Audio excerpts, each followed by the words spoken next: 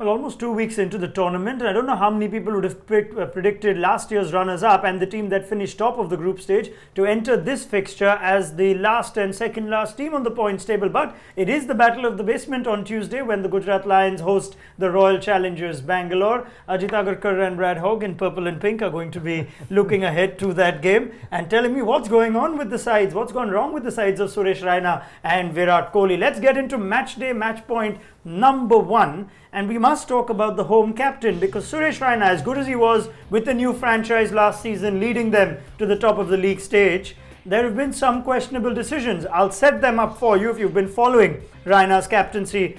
His own form's been hit and miss. He's looked good, but he's not quite accelerated when needed. But Ajit and Brad, Ishan Kishan in that last game, bizarrely ahead of Jason Roy and the informed Dinesh Karthik. Dwayne Smith then in the chase when it was tight, 58 of 36, just the kind of bowler that Karen Pollard fancies when he still had Basil Thampi and Andrew Tye to bowl. Shival Kaushik bowling in the power play against Gambhir, not 1 but 2 overs I think, changing the batting and bowling order almost bowling attack and batting order every game, dropping Dhaval Kulkarni. Wow, alright, Ajit Agarkar, you know enough about Suresh Raina, you've seen enough of the Gujarat Lions, you adopted that team for our show last year. What has gone wrong with the Lions suddenly? Why are they not roaring? 45 seconds to try and explain. I mean, last year I think a couple of things. There was Jadeja and Bravo available to them, I think, and their top 2 plus Raina and Karthik were batting well throughout the season. So that made a difference. Having said that, you know, because you've lost a couple of your key players at the start, you need your captain to come to the fore. I mean, some of the decisions have been baffling, really. There's another instance where he opened the bowling against the Sunrisers, which is fine. You have 2 left-handers, and then goes on to bowl 2 overs. I mean, when the stats showed that Dhaval Kulkarni has a decent enough bowling record against the likes of Warner. So you know, those decisions you don't want to you don't want to get them wrong when the team is doing or not doing well rather. And he's been looked a little bit flat at the start of the tournament. The last couple of games he's looked better, but he'll have to do a lot better if they have to have any chance of progressing this season. Well, maybe Brad Hogg, you can help me with what Suresh Raina can do better, and there are plenty of places you can start from. 45 seconds for you to try and break down Raina, the captain this season. Well, it's a pretty tough one, isn't it? Because they've got a very good team, they've got a very good batting lineup, but it's just trying to get some consistency there and putting players in the right place. As we said before, Kishan came in and batted in front of Roy, and Roy's a gun player, scores quickly, but Kishan just held them up last game. And then you had Smith bowling against Pollard. That's just criminal captaincy when you've got someone like Pollard, especially when he's had a couple of balls to get in. You've got to get your strike bowler in there and try and get Pollard out, because he's the one that's going to take the game away from you.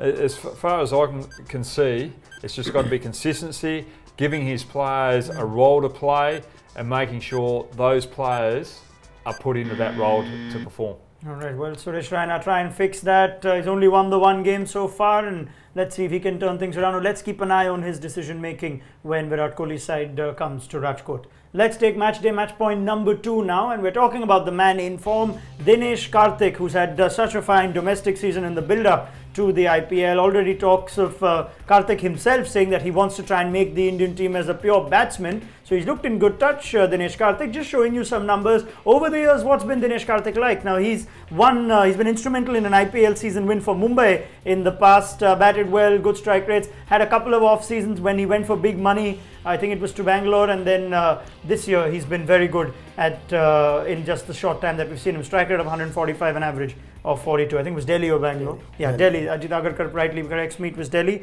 Hoggy, I think you've bowled enough to Dinesh Karthik in your time. I don't know if he hit you around too much, but I wouldn't hold it against you otherwise. Good player. How best can he be used given the rest of the batting's not quite, barring McCullum maybe, he's not quite looking as good? Well, he's probably the one that kicked me out of my last IPL game. He was that good, hit me all over the park. The thing that I like about him this year is that he's a little bit more balanced out the crease. He's not trying to be as eccentric. He's not trying to play too many different shots. He's keeping it simple. And he's just dominating. You know that he's got the reverse sweeps, he's got the laps, he's got the little flicks over the keepers, but he's standing there, he's staying balanced, and I'm seeing him play the pull shots that I saw him play when he first came onto the scene. I think he should be picked for short form cricket for India. I remember him coming to Australia early on, and I thought this guy is going to be the bee's knees. he might have matured lately. The stats are showing this year. He's still got to deliver for the rest of the season and play for India again. There's a long queue. Yeah. As far as the batters are concerned. Well, I like this guy's energy, Yeah. and the thing about him behind the stumps too, he's a little cheeky, little chirpy. Absolutely. Don't finish that. But yes, he is one of those typical wicket keepers. Ajit Agarkar, you rightly point out there is a line for wicket keepers, but there will be an eye on keeper batsmen that are doing well. Everyone's aware of the fact that we are going to be looking for players to take MS Dhoni's place at some point in the limited overs format. And Dinesh Karthik, how does he fit in for you? Has he become a better batsman in recent times? You've played with the man. 45 seconds for you to tell me about Dinesh Karthik and how big he is for Gujarat. Oh, he's obviously, very important to them because he's delivered over the last season and he started well this season. He's always been a good batsman. I think throughout his career, but like Brad touched on, a little bit, he's been a bit eccentric. Always does the wrong thing when there's no need for it. In spite of having all the talent in the world to bat, you'll see him get run out a lot of the times because he's fidgety at the crease. And that's not really gone away in spite of having matured or having experience.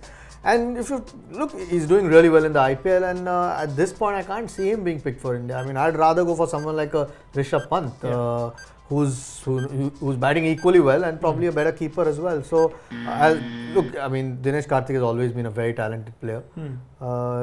And Gujarat will be hoping that he keeps doing well for them. Yeah. Well, Pant's a little younger too, isn't he? Oh, much younger. Yeah, so you'd probably go for him before Karthik. Karthik's probably had his run. If Pant doesn't do the job, go to Karthik. Yeah, it's a good attitude to have, to try and make runs and force the issue. Yeah, like he said, he himself has said he wants to make it as a batsman, but he's a big batsman for Gujarat Lions. And let's see if he's used a little better in the game, starting with the game against Bangalore. Let's take match point number 3 now, and all those Gujarat Lions batsmen will have to deal against Samuel Badri, who wouldn't have been your first choice overseas player or bowler for RCB, but such has been their season that they've used Badri at favourable conditions, different conditions at the Chinnaswamy.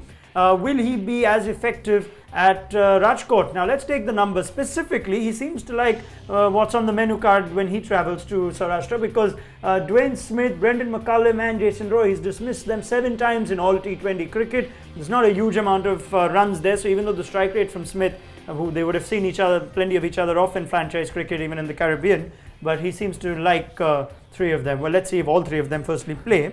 But Hoggy, Samuel Badri, the leg spinner, what's he brought to this Bangalore team, and how does it set up a contest against some of those batsmen who've already found a thing or two difficult against leg spin in the tournament already? Yeah, I like Badri. You can open him up, you can bowl him in the middle overs, probably not so much in the death overs, so that he can't be utilised there. He's got the good figures against all of the batsmen here, even Finch.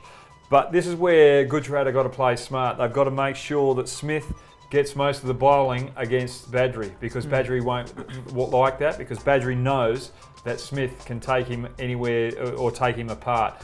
So the likes of McCullum, who likes to play the big shots, he took Tahir down the game just recently, but he might have to be smart tonight and just try and get the one, feed the strike to Smith against Badri, and then McCullum can have a crack at the other bowlers.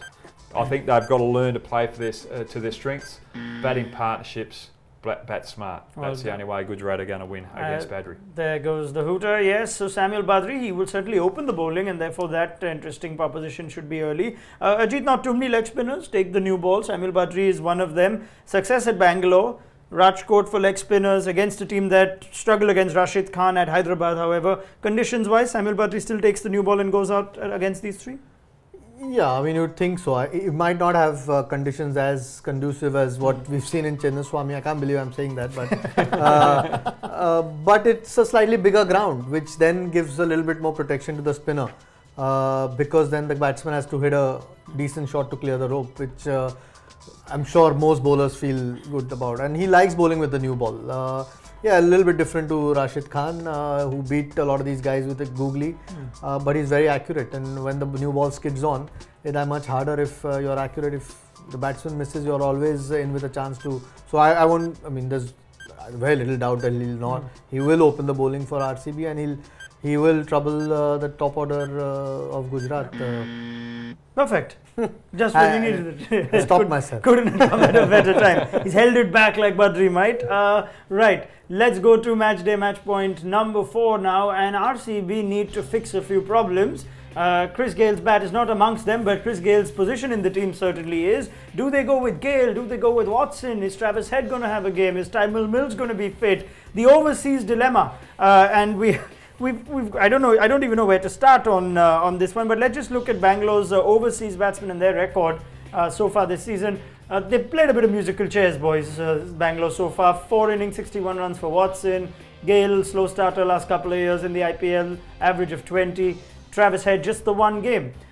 So, Ajit, maybe you can start and try and break it down. Who plays? Does the shuffling continue? What should be Virat Kohli's strategy? Yeah, for me, I think Travis Head has looked the best out of the lot, even though he's just batted in that 1 game.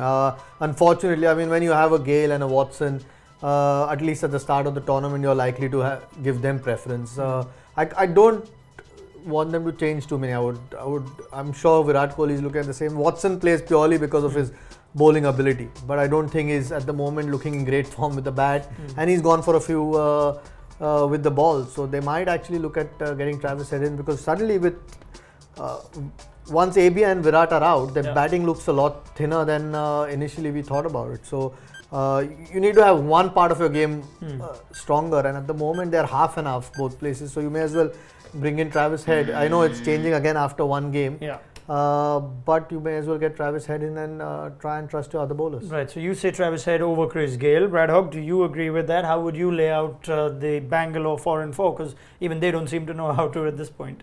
Yeah, well, the musical chairs has just got to stop, and I agree with Ajit. I think Gale and Watson have had their opportunities. Gale's had 3 games, scored 60 runs, and he's only going out a strike rate of 107. Watson, well, he's under a strike rate of 100, and he's only scored 60 odd runs in his 4 games. But his bowling, his economy rate's 10.3. So really, what value are those 2 giving to RCB at the present moment? I think they've got to bring Head in before it's too late. And really, their batting lineup is not that strong. They're relying on their 2 overseas, De Villiers, Head, or Gale, Watson, whichever the one they play, and Kohli, and even Jardiv, and they're relying too heavily on those 3 players. Okay, well, we will get more into detail when the experts pick their playing 11, but Bangalore certainly have some decisions to make, some important ones before that game at Rajkot. Let's see what our 2 boys have gone for with regard to their playing 11s. Gujarat against Bangalore, remember the experts pick. Let's start with Brad Hogg, who in detail now will tell you how his Bangalore team would shape out if he was captain of RCB and making as much money as Virat Kohli. You've gone for Travis Head at the top of the order. So you've put Mandeep Singh down at number 5, or at least somewhere in the middle order, and you stuck with Adam Milne, even if we don't know the final word on Tymal Mills right now, and Samuel Badri. Hoggy, 45 seconds for you to explain your side. Well, I've gone for Travis Head. It's simply because Gale and Watson haven't performed. Gale's 60, 107, like I said before. Watson's 4, 61, a strike rate of 96, and bowling economy rate of 10.3. Really, they've got to get rid of those 2. I've gone with Milne because I think he's been bowling better than Mills. He's had that 1 opportunity. He's delivered. And if Gujarat play Roy, Roy is very good against Mills. He's got a good record against Mills, and I think I think that's where Kohli's going to have to be smart with his bowlers as well, because Roy's good against Chahar as well. So they were the 2 weapons that RCB had.